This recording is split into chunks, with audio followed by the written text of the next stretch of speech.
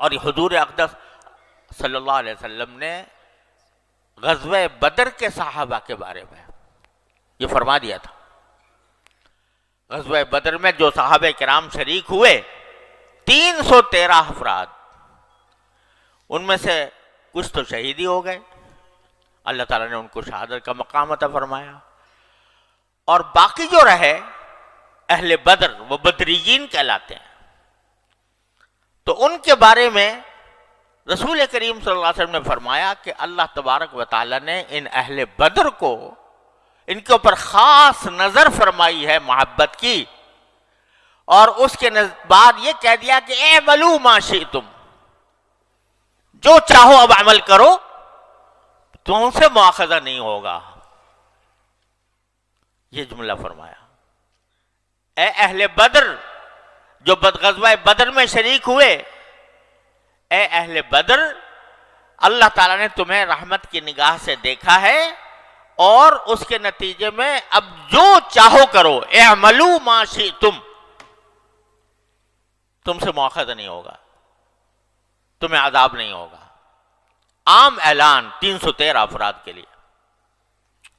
لیکن ان افراد کا حال یہ تھا بدریین کا کہ اس کے باوجود لرزاں ترساں رہتے تھے، اور بجائے اس کے کہ اس عام چھٹی کے اعلان کی وجہ سے وہ اپنے اعمال میں سستی کریں یا والعیاذ باللہ اپنی نعمتوں کو غلط استعمال کریں، اللہ تعالیٰ کے شکر گزار بنے، اللہ تبارک و تعالیٰ کی اطاعت میں، اس کی عبادت میں، اس کی بندگی میں اور اضافہ ہوا.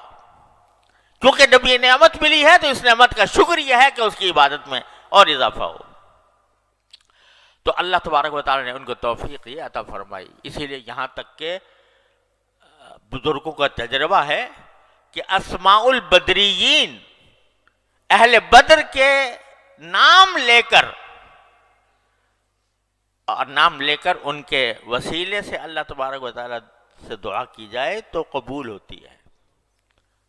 اسی لیے اسماء البدریین کے نام سے الگ رسالہ شائع کر دیا گیا ہے، تاکہ اگر کوئی بدریین کے حوالے سے ان کے وسیلے سے دعا مانگے تو اللہ تبارک و تعالیٰ قبول فرماتے ہیں.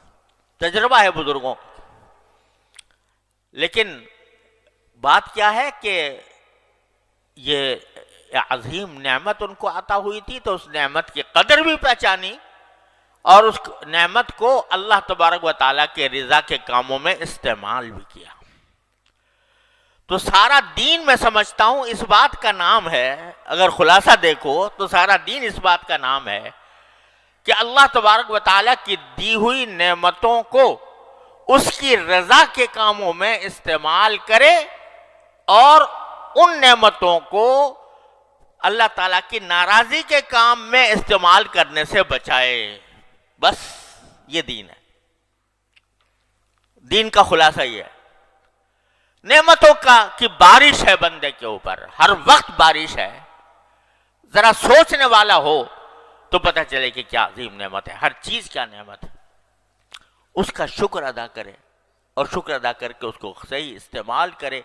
یہ سارے دین کا خلاصہ ہے.